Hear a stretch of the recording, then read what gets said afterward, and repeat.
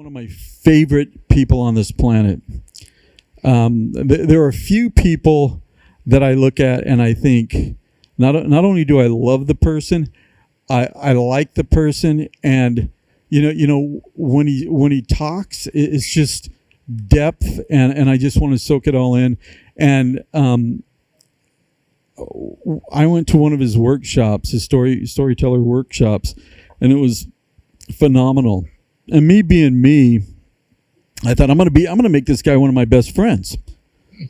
And one of the worst things that's happened to me for COVID, and there's a lot, right? I mean, but one of them is that I don't get to take a ferry over to Orcas Island up in Washington State and hang out with Mike. So with that, I probably should say a couple of other things. If you don't know Mike is a world-class sales trainer, and I'm sure he'll go into it. But he's the author of 3 books.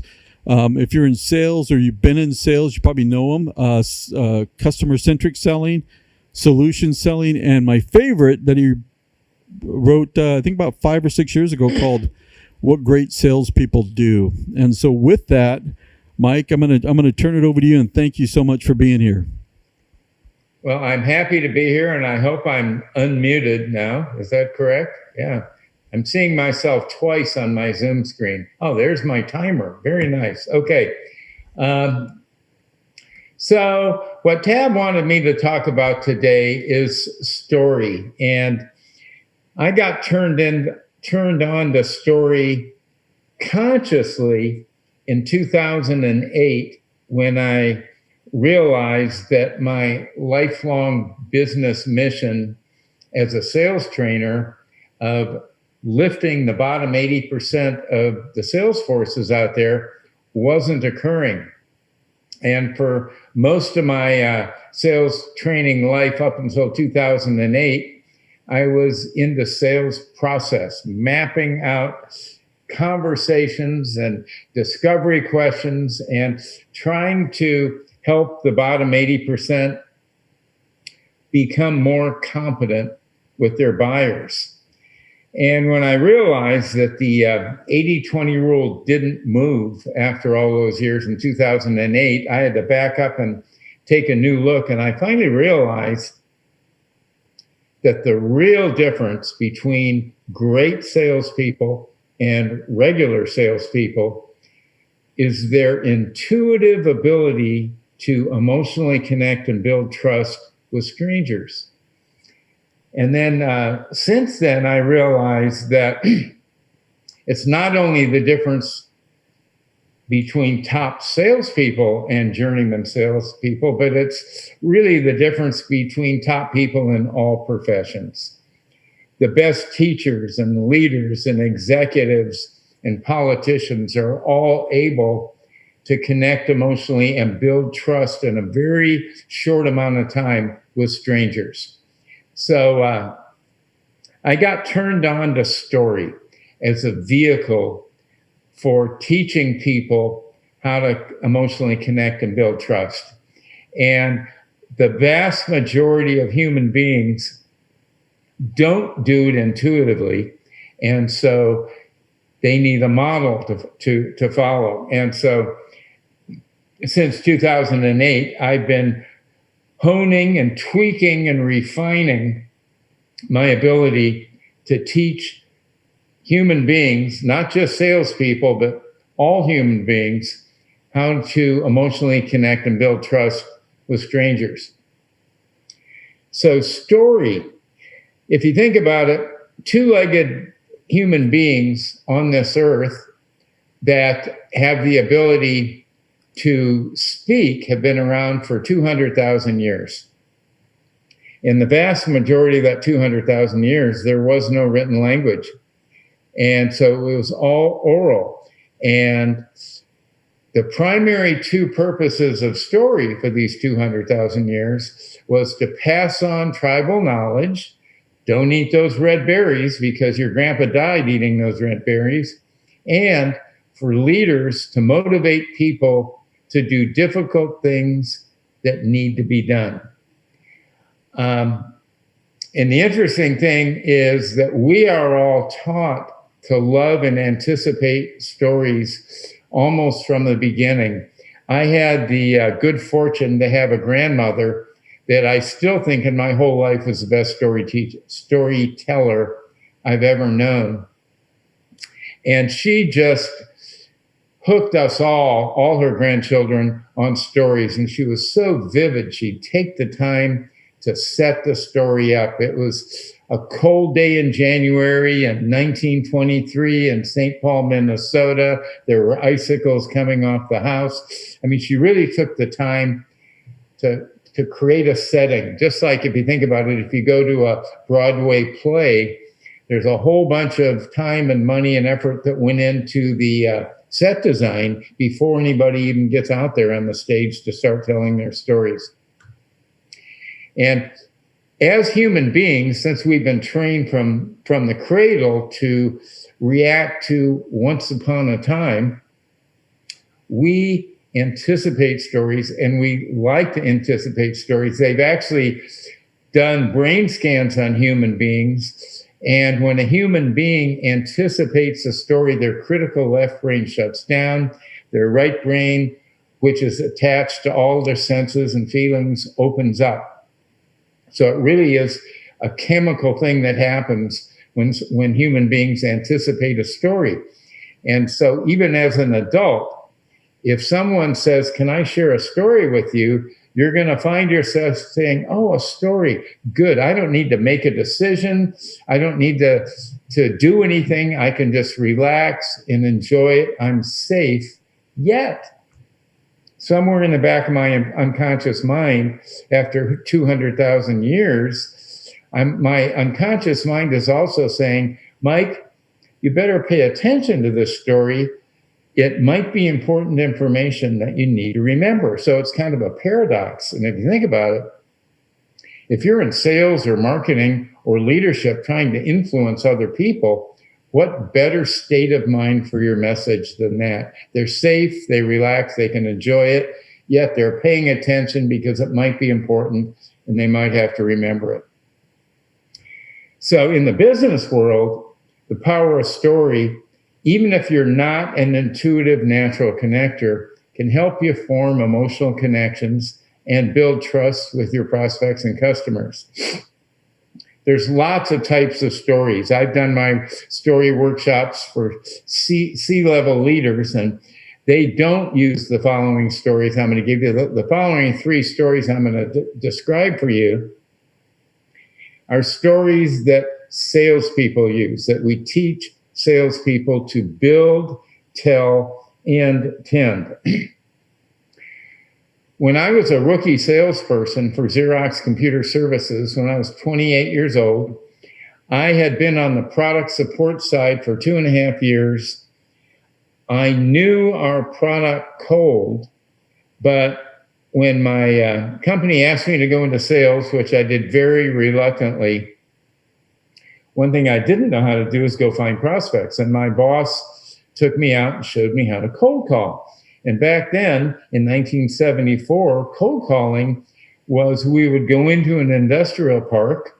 Our marketing department gave us perfect target customers, and we were selling first generation material requirements planning systems, or MRP systems, which are really, back then, were revolutionary.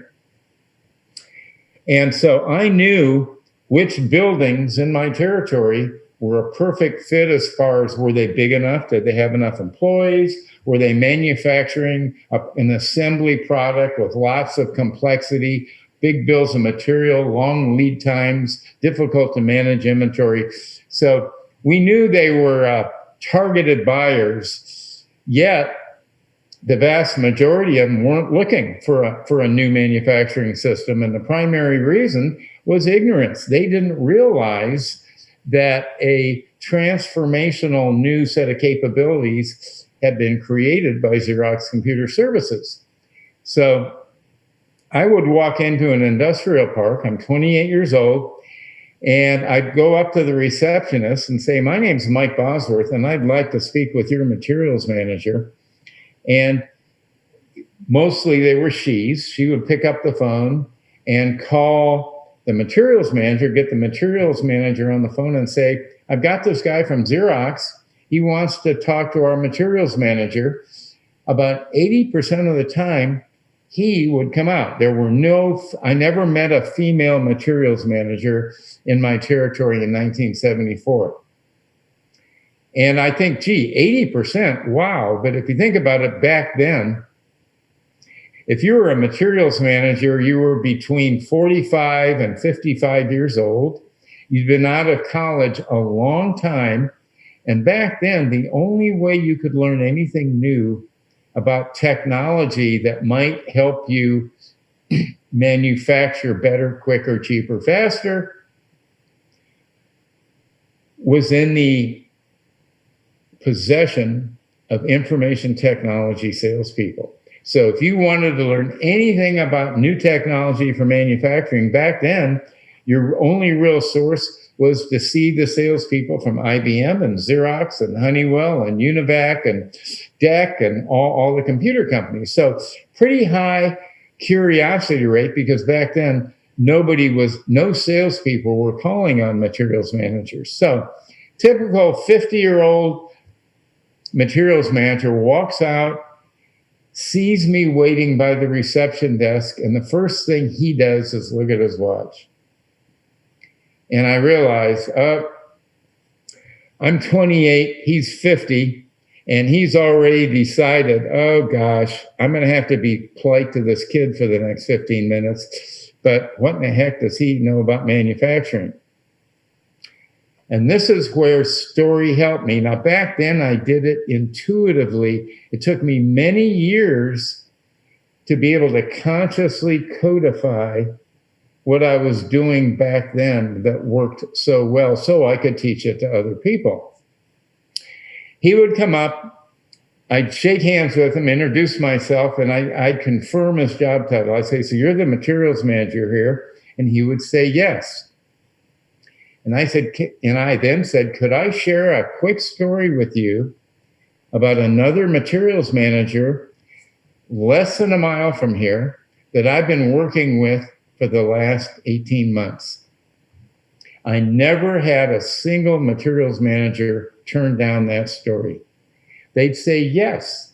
And 2020 hindsight, they said yes because people in business and industry have a huge amount of pure curiosity. If you tell them a story about one of their peers, if you offer them a story about one of their peers, they're going to say yes to it.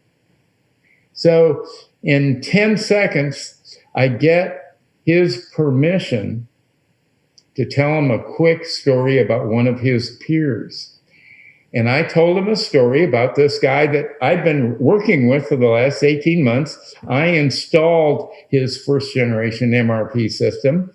And without taking the time to tell the whole story, I did usually knock it out in about a minute. I talked about how hard his job was because his CFO was all over him for carrying too much inventory. His boss, the VP of manufacturing, was all over him because he was missing the shipment schedule, and it was all because of material shortages. And then I told him that 18 months ago, when Xerox announced a first generation MRP system that would let a complex assembly manufacturing company replan their entire schedule overnight, he volunteered to go first. We didn't have any other existing customers. He said, I'm willing to be an innovator, an early adopter here, and I will be happy to go first. And here we are 18 months later. His inventory was 8 million. Now it's 1.9. His past due backlog was 28 months. Now, or 28 weeks, pardon me. Now it's 2 weeks. And then at the end of my story, I'd say, but enough about me. What's going on here? And 60 seconds after he looked at his watch, now he's saying, you want to come in? Can I show you around? He'd invite me into the plant. So my story, my customer hero story, where I made this other materials manager a hero, opened up that that new materials manager, and the story converted him from pure curiosity to pure envy. And it removed all his discovery resistance. So that's one of the 3 stories we teach salespeople, is how to build and tell a customer hero story, which will get people who should be looking at you to look. The other 2 stories that we teach salespeople to tell are used a little later in the B2B sales cycle. The second one is their who am I story, which is the story of their personal character and how they decided to do what they do professionally. And that leads their buyer to the emotional conclusion that they have character. And then late in the buy cycle, when they're now going to their senior management, typically their CFO, and saying to the CFO, we want to spend hundreds of thousands of dollars on this new technology. And the CFO wants to know, well, who is this company? Does this organization have character? And that's where we teach them how to build and tell their who I represent stories. So these stories impact the listener's brain's chemical. Facts occupy your listener's left brain. Stories impact their emotional epicenter, their limbic brain, where decisions are made. People make emotional decisions for logical reasons. The act of telling a story makes other human beings trust you more. But one of the key pieces of using story to communicate is we have to get permission to tell the story first. And it makes perfect sense. If you're a salesperson, no matter how good a 60-second customer hero story you have in your pocket, you can't just go up to a stranger and start telling a story. So if we ask permission and bank on the pure curiosity, can I share with you a story about another materials manager less than a mile from here that I've been working with for the last 18 months? That 8 to 10 seconds, the person says, yes, you can tell the story. So the pure curiosity caused them to say yes. And, now that he said yes, he is anticipating. His brain is now anticipating the story. And human brains, all the way from little kids, love to anticipate stories. So we're getting permission and triggering the anticipation at the same time. So I'm going to talk a little bit more about constructing and planning stories. And then, Tab, if it's all right with you, you can ask other people to type in their questions. And I'd be happy to entertain any and all questions on sales and marketing. So when planning stories, now this is really key for leaders, senior leaders too. When you're getting up in front of an audience, so many senior leaders get up on stage with 30, 50, 80 slide PowerPoint presentations full of facts, and facts just cause people to go to sleep. So when I work with executives who have a big audience to influence, the first thing we talk about, from your perspective, Mr. Senior Executive, what is the problem you want your audience to help you solve? Can we name it? Then the next level of thinking is, what do you want your audience to think and feel differently after you talk to them? And even more importantly, what do you want your listeners to do differently? And I did a Story Seekers workshop for a bunch of 21 C-level executives about 4 or 5 years ago. And the problem that senior executives have that salespeople don't have is they have authority. Superior salespeople have no authority over their buyers. So it's a pure influence sales. But leaders get lazy because they have that authority card. And so I asked my audience of C-level executives, I said, what's the hardest group of humanity to influence? And boy, it took them a while. Finally, one of them raised their hand and said, teenagers. And I said, that's exactly right. Teenagers, because teenagers are operating on their limbic emotional brain. Their frontal lobes aren't fully developed yet, so they don't have the logic to back up their emotional decisions yet. And then I asked them, I said, all right, how many of you have teenagers? It turned out that 18 out of 21 have teenagers. And I said, what have you told your teenagers about distracted driving? What have you told them about texting while they drive? And, you know, these alpha males, we had a couple of females. I think we had 3 out of 21.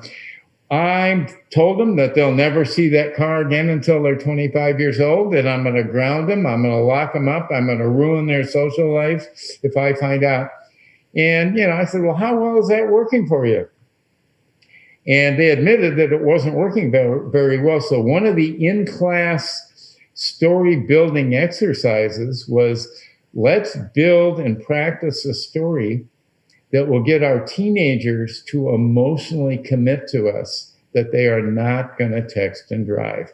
And that was a big challenge for these C-level executives, because they're so used to everybody doing what they tell them to do because they have authority. Well, the happiest day of my life was getting out of the Army, because I was so tired of taking orders from stupid people who had more authority over than me. Anyway, so when we teach people to construct a story, it's interesting. The best storytellers I know are Hollywood screenwriters. And when we started to try and figure out how can we teach salespeople, people who want to influence other people, to volunteer, to do things, to take action, to make decisions, how can we teach them a framework for building stories that help them influence? And these Hollywood screenwriters, they follow a story arc.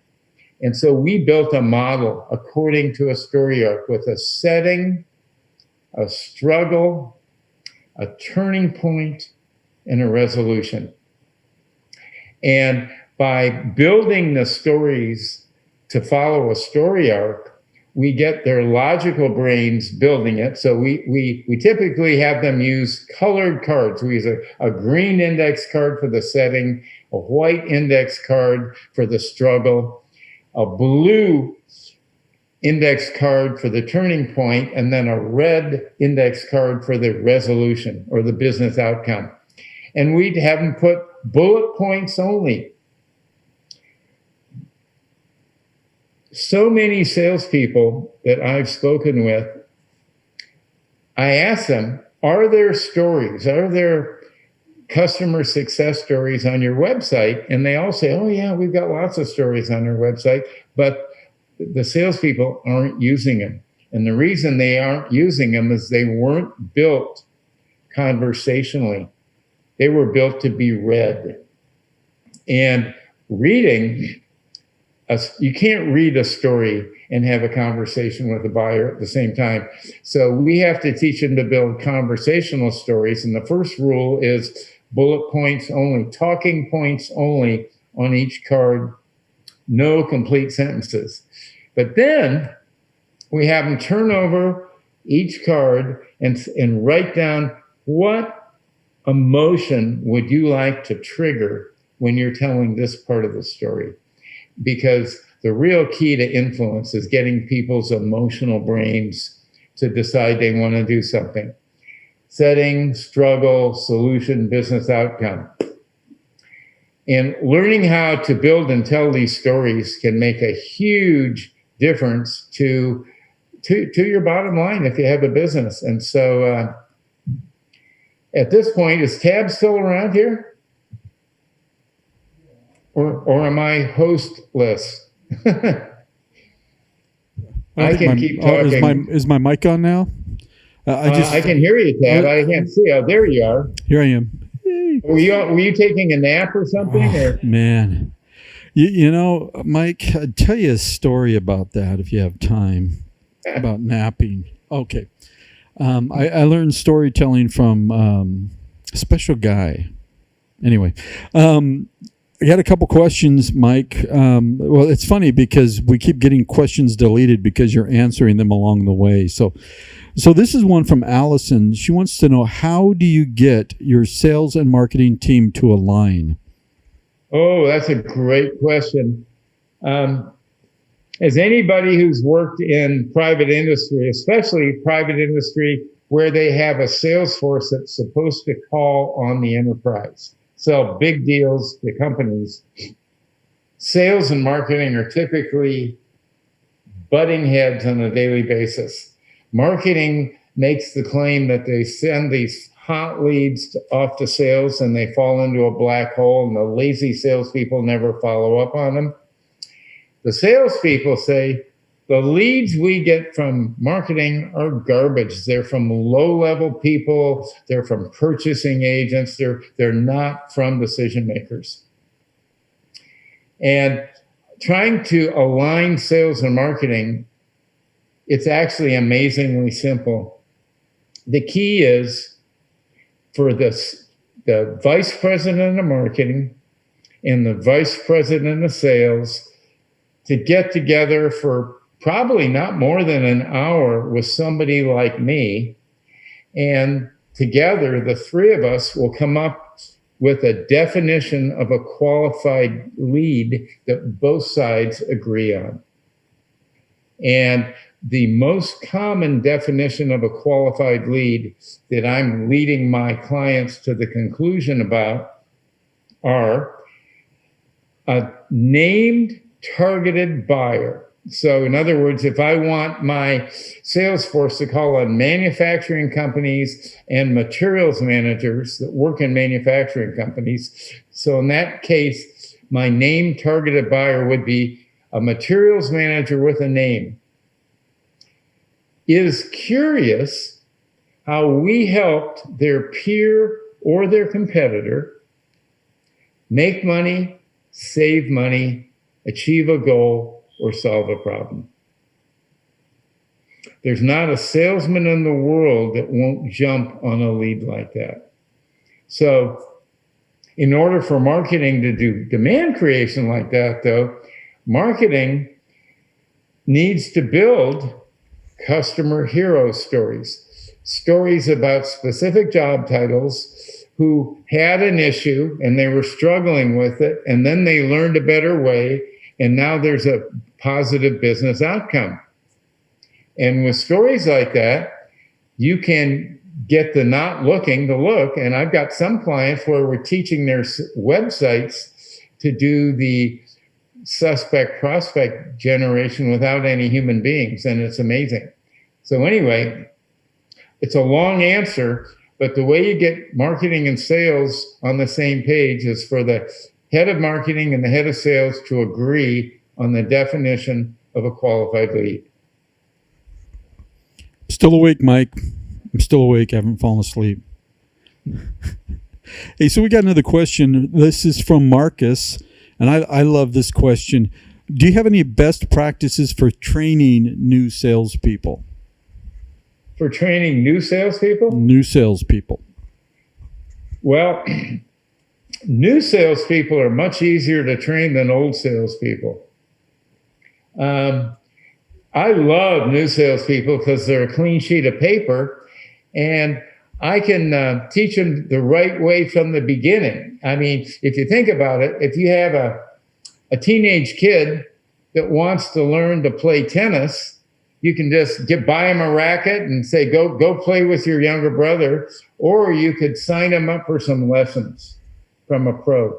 And I would contend that if they started off with some lessons, they're going to do a lot better. Same thing with selling. My worst nightmare used to be to walk into a room where I had 24 people at the U, And the majority of them were 50-year-old salespeople who were still in sales at the age of 50.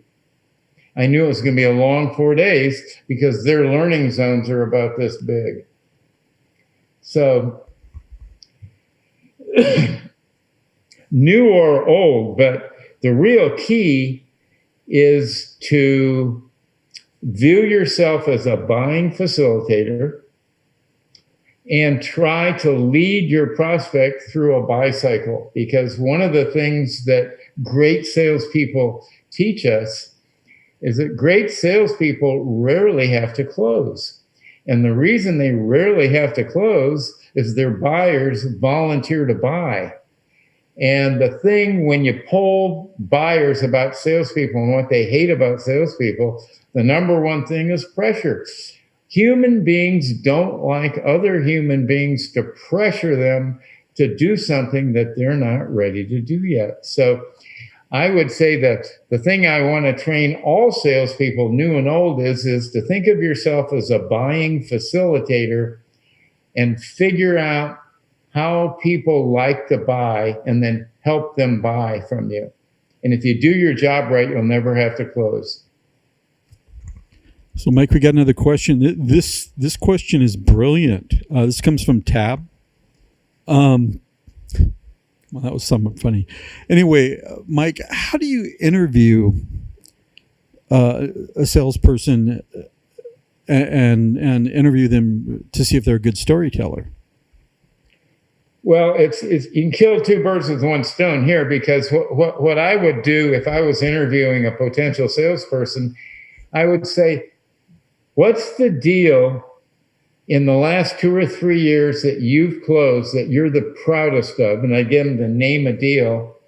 And then I'd say, take me back to the very beginning. Tell me the story of that deal. Tell me how you found them. Tell me all the different steps. Tell me all the different people on the buying committee. Tell me how you created a vision. Tell me how you got them to admit a problem to you. In other words, I'd keep prompting them with these questions. And by making them tell me that story, it wouldn't take me long. Probably in 2 to 3 minutes, I know if I have a keeper or not. So another question, maybe a comment and a slight level of bitterness. You know, Mike, when you and I first met, we'd gone to sales training by you, and then we had a couple of salespeople that didn't make the cut. And you said, you know, I knew they weren't going to make it. I don't know if you remember that comment or not. And that's always stuck with me. You know, how is it that you're able to see whether or not somebody's going to be able to make it or not, whether they're going to be a good salesperson? Well, if you have to do it my way, it's going to be pretty hard. I'm 74 years old. And I've been doing sales training since 1976. And so I guess as we age, the one benefit of getting old is wisdom and mastery. And I mean, we all have mastery when you get old in some areas. And one of my mastery areas just happens to be to intuitively know, probably in 30 seconds, whether or not.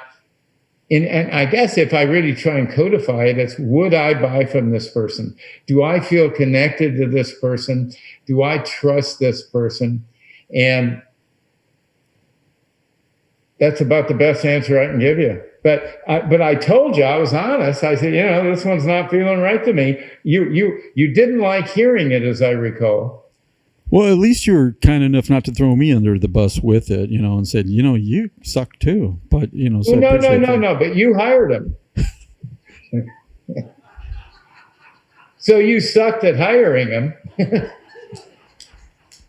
You know, my wife is a couples counselor, and by the way, I can't see the timer anymore. You're out of time, buddy. You're just out of time. No, you've got 5 minutes, okay, Mike. But Mike, thank you, everybody. No, Mike, you've got 5 minutes. Just be kind to me is what I want to say. Is be kind, well, and gentle.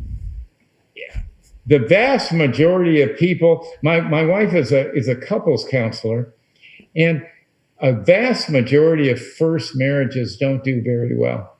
And that is because when people are young,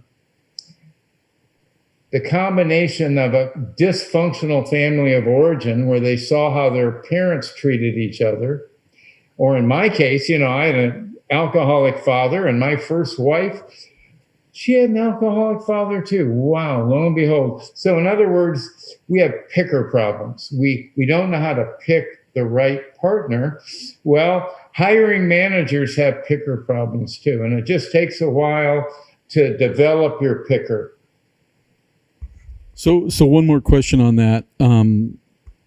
If you're a or if you're a consistently poor picker, bad chooser, how do you how would you tell somebody to improve that interview process? How would you help them to do that? I guess, well, if you think about it, most great salespeople get promoted to sales management where they fail.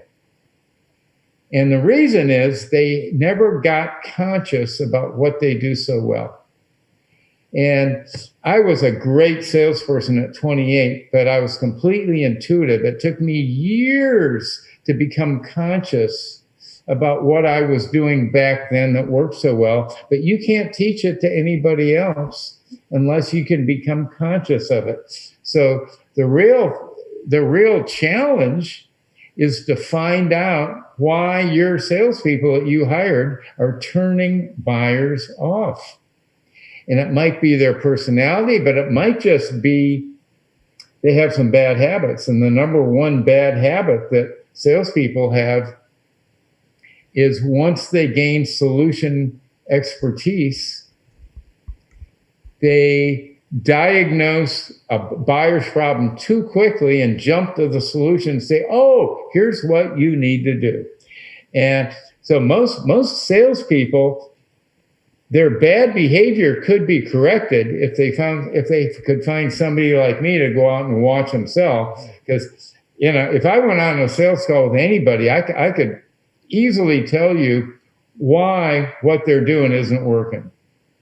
But because I become conscious of the whole buyer-seller interaction thing, but that took a lot of years.